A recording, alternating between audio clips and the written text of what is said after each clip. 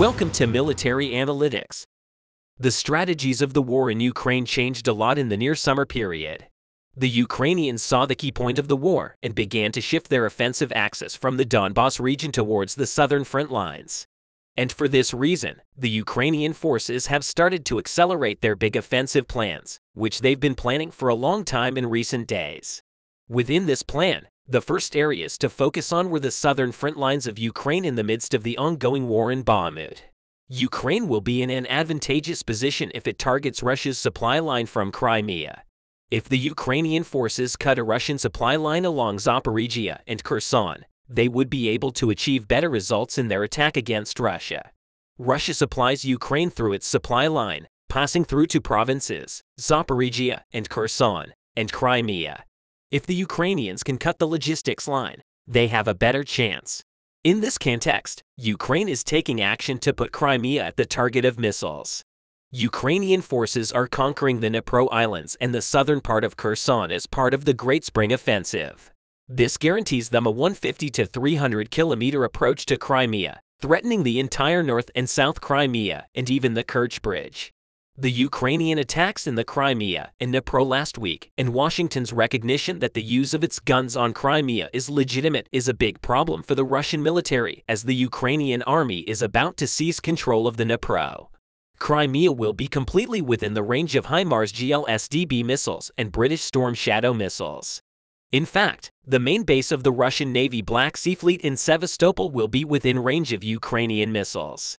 In other words, the Ukrainian forces will be able to target the north of Crimea with Himars from 150 kilometers and shower them with missiles. At the same time, Storm Shadows will have the chance to hit the Russian Black Sea Fleet from 300 kilometers. This strategic move of Ukraine and its gains in Dnipro, cutting the Russian logistics line between Crimea and Kherson, may turn into the worst scenario for the Russians. It's clear that this will be difficult, but the recent offensives in Dnipro, multiple airstrikes on Crimea, and airstrikes on the southern cities of Russia are pushing the Russian army into a difficult process. Let's dive into the breathtaking operations of Ukraine to cut the connection between Crimea and Kherson, and to put Crimea in full firing range in the Kherson region at the other end of the 1,500-kilometer front. Ukrainian small boat raiders repeatedly crossed parts of the Dnipro River Delta and took control of the villages.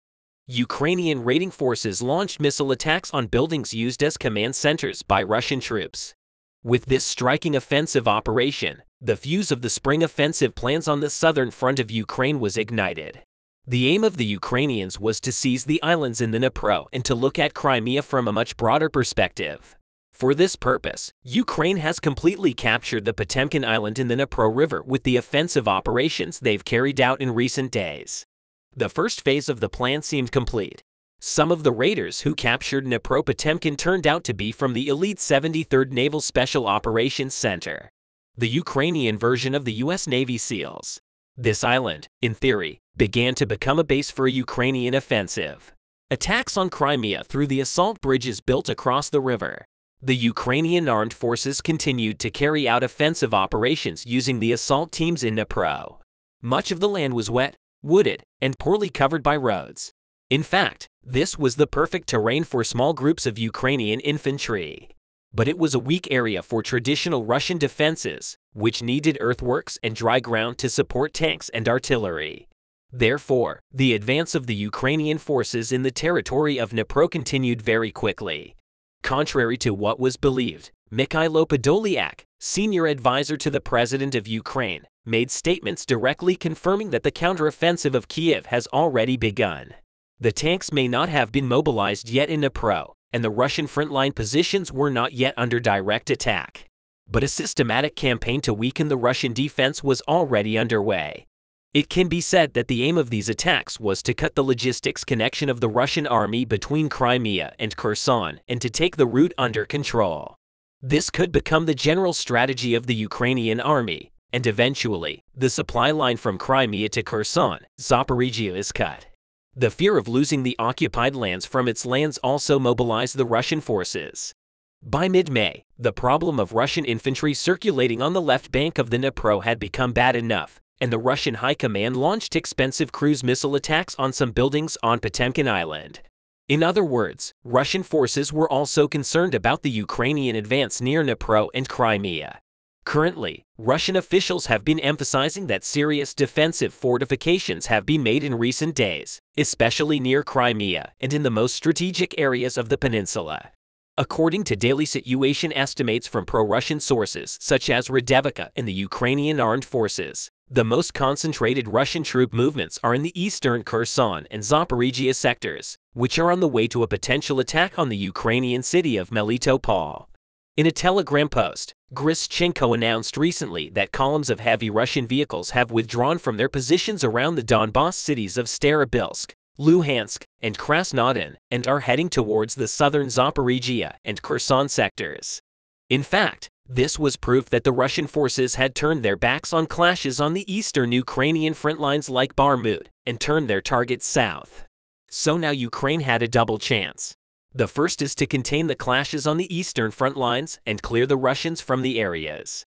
The second is to accelerate the liberation of Crimea by turning to the southern fronts. The Ukrainian army is conducting active offensive operations both in the east and in the south to carry out both at the same time.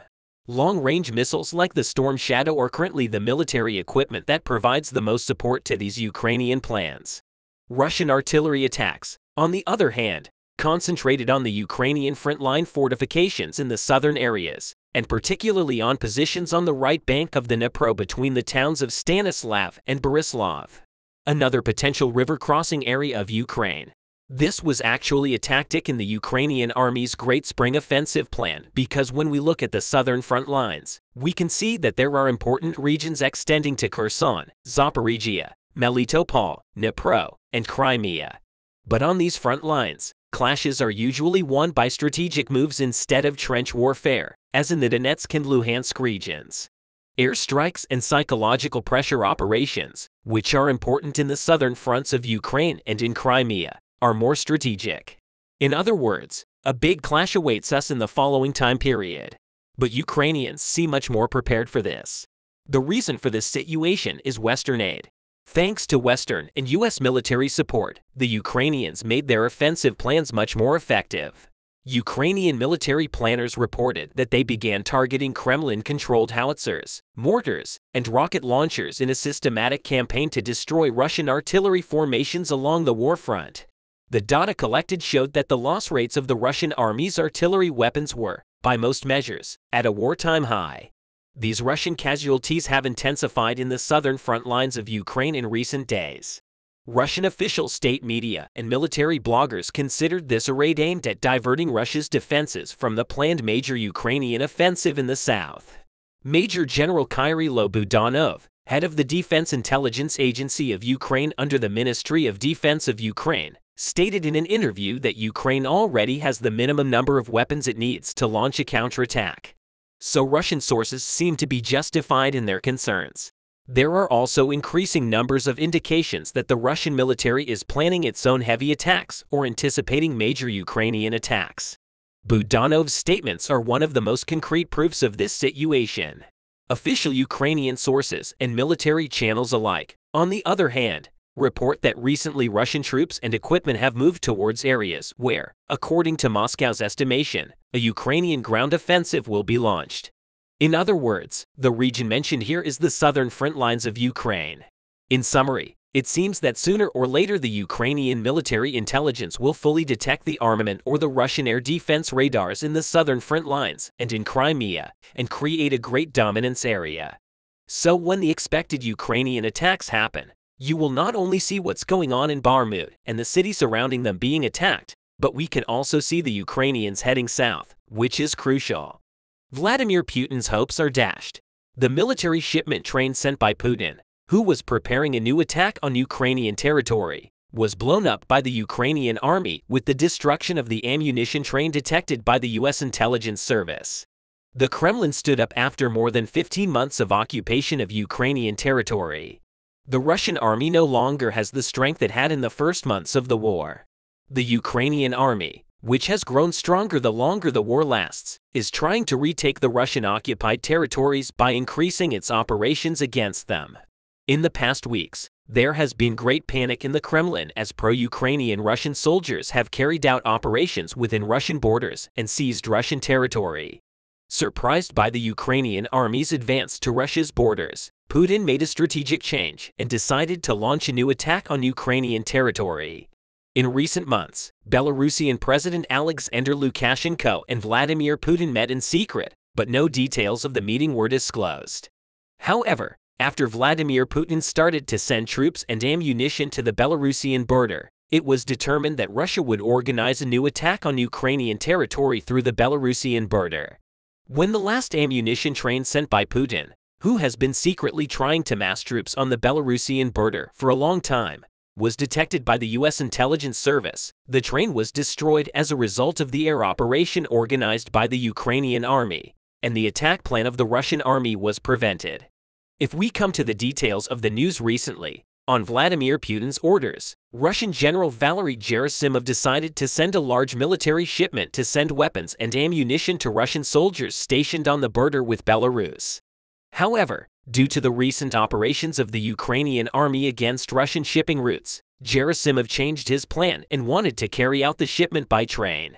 The Russian government was planning to carry out the shipment in secret, but the tanks and armored vehicles on the train drew great attention while the train was still moving within the borders of Russia. The people of the region recorded the train on video and shared this video on social media platforms, writing words full of praise for Russia. These videos, which soon became a big agenda on social media, also attracted the attention of the US and Ukraine. U.S. intelligence service officers investigated the video and determined that the video was shot on the same day.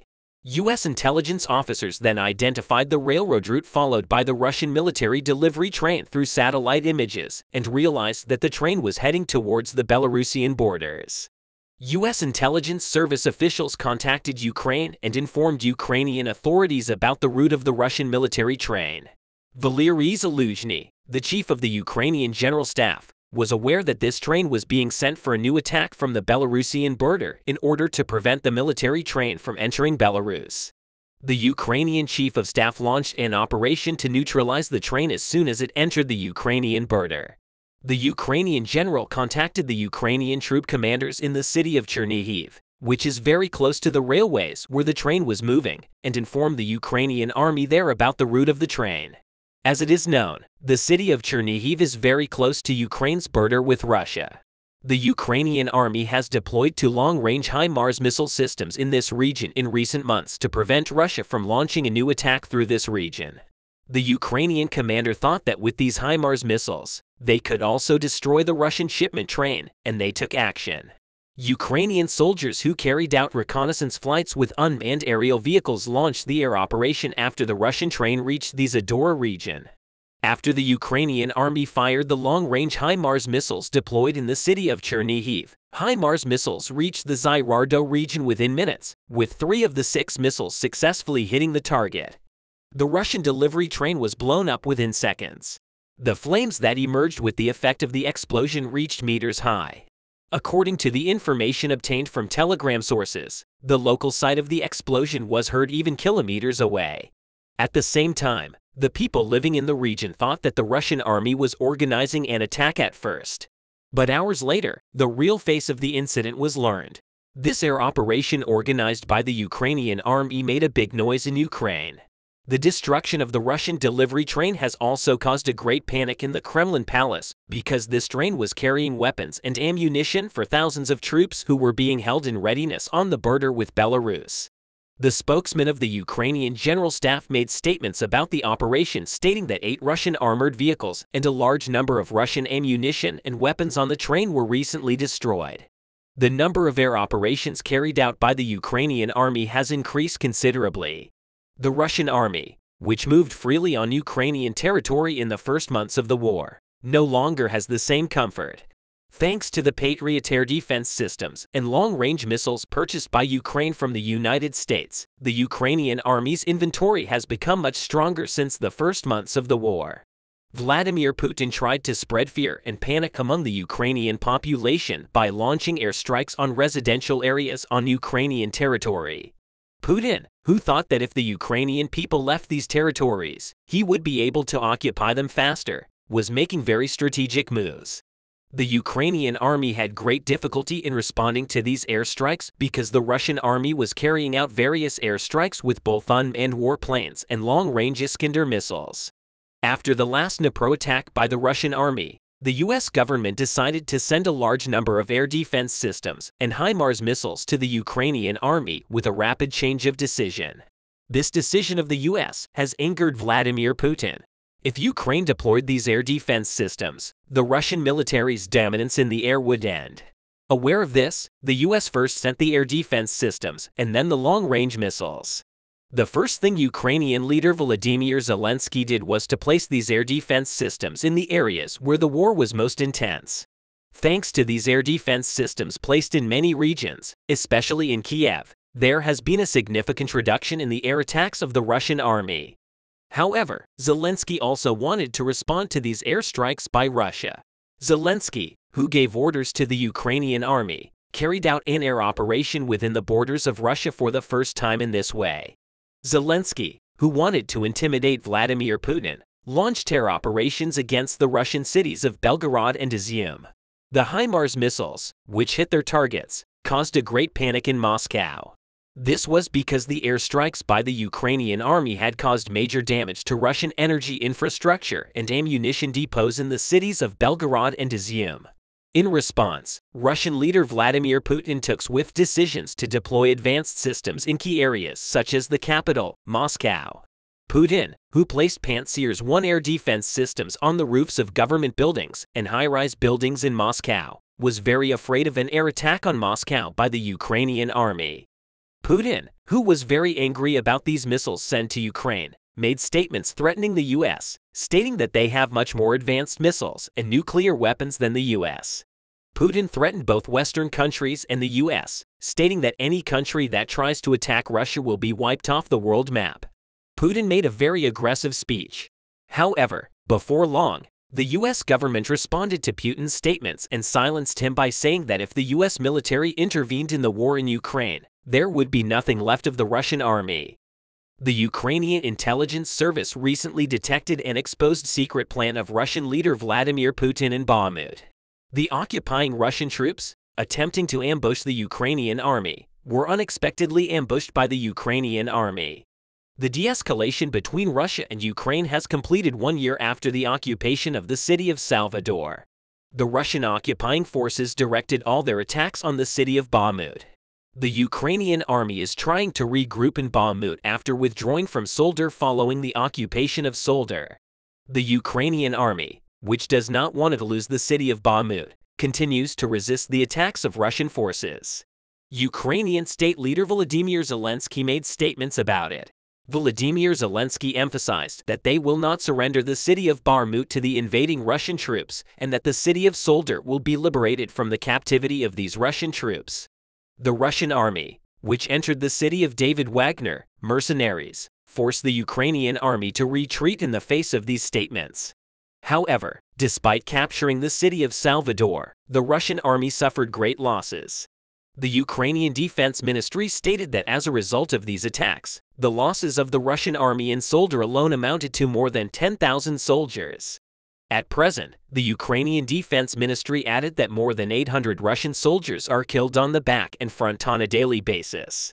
The Ukrainian army has been conducting airstrikes in response to the Russian forces' attempts to attack Bakhmut with the Himars missiles deployed in the city of Bakhmut in the last few weeks. One of Vladimir Putin's most talented and prominent commanders, Georgy Shuvayev, was killed during the attacks of the Russian army in the city of Bakhmut. The Ukrainian army effectively targeted a strategic building in the city of Bakhmut where Russian soldiers were concentrated and attacked it with artillery shells, thus managing to neutralize the Russian commander. The Russian army has strategically established many headquarters and military bases in the Soledar region in order to capture the city of Bakhmut more easily. These bases are scattered over a large area and are strategically important for strengthening Russia's military presence, providing logistical support, and coordinating its operations. The Ukrainian intelligence service is conducting intensive intelligence work to locate these secret bases and other information-gathering activities include technical service, espionage operations, and surveillance methods to uncover the location, structures, and defenses of the secret bases. Once secret bases are identified, Ukrainian forces aim to act in a planned manner. The airstrikes will be organized to directly target predetermined targets with the aim of disrupting the activity of military bases in Solder, cutting logistics lines, and reducing the operational capabilities of Russian forces. These airstrikes are aimed not only at ensuring the security of the city of Bakhmut but also at strengthening Ukraine's defense capability by offsetting the Russian military presence in the Solder region. These strategic steps will be an important factor in buying time for Ukrainian forces, repelling attacks, and thus halting the Russian advance on Bakhmut. The underground city, also known as Solder, extends to the city of Bakhmut through a network of tunnels. After capturing Solder, the Russian army planned to use these tunnels to set a trap for the Ukrainian army as a strategic move. However, as a result of a successful covert operation by the Ukrainian army, Russian soldiers lost their lives in these tunnels. In this operation, the occupying Russian troops aimed to use the underground tunnels to enter the city of Bakhmut and attack from the Ukrainian army's rear line. A team of 300 members of the Russian Special Forces began to carry out their dark and secret operations in the underground tunnels. However, thanks to the state-of-the-art radar systems provided to Ukraine by the United States, the Russian soldiers were easily located. This led to an urgent decision to order Ukrainian troops to bomb the tunnels. The tunnel exit in Bakhmut was then surrounded by the Ukrainian army, thus trapping the Russian army. The Ukrainian army carried out airstrikes using plastic explosives placed inside the tunnels and mortars placed in areas close to the tunnels. The plastic explosives were detonated, and the mortars carried out intense shelling of the tunnels. As a result, the underground tunnels began to collapse under the impact of the explosion, and 300 Russian Special Forces teams were trapped in the tunnels by the explosions and collapse. The Ukrainian army also destroyed the exit point on the Bakhmut side of the tunnel, preventing Russian soldiers from exiting from the other direction. With the successful operation, 300 Russian soldiers lost their lives in the underground tunnels. If the plan of the Russian soldiers had been successful, the defense line of the Ukrainian army on the Bakhmut front would have been largely neutralized. The repercussions of this failed Russian military operation were huge in the Kremlin, and the loss of another 300 Russian soldiers' lives caused the anger of Russian leader Vladimir Putin. Moreover, the fact that the soldiers lost were from Russia's special forces affected Putin even more deeply.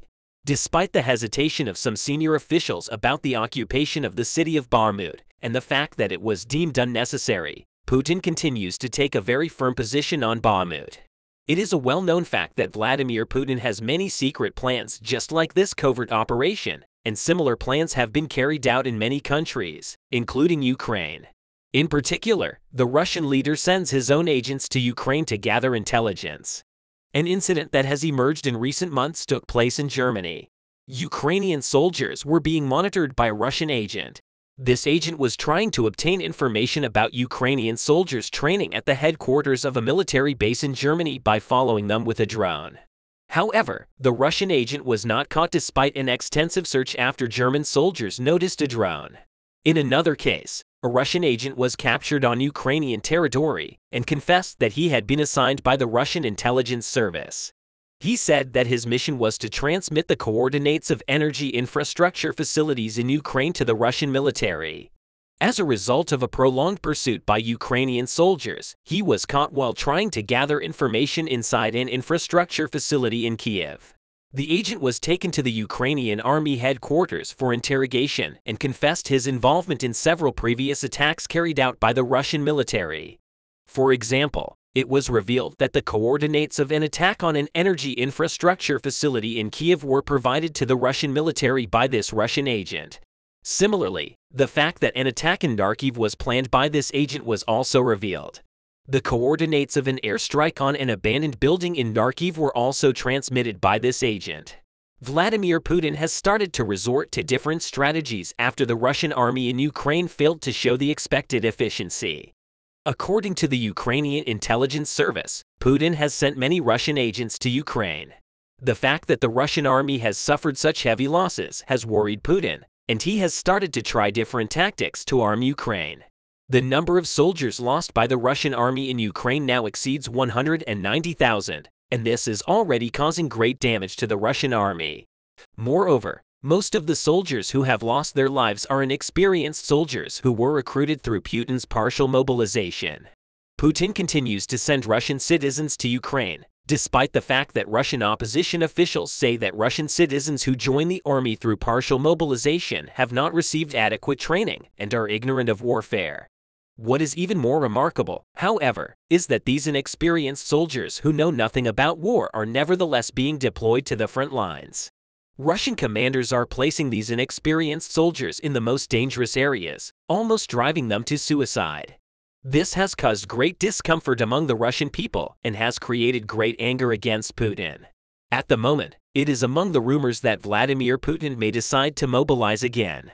It is said that if Putin declares mobilization again, it will be inevitable for the Russian people to take to the streets because of this anger. It is anxiously expected that such a decision could lead to a major uprising in Russia. Thank you for watching us.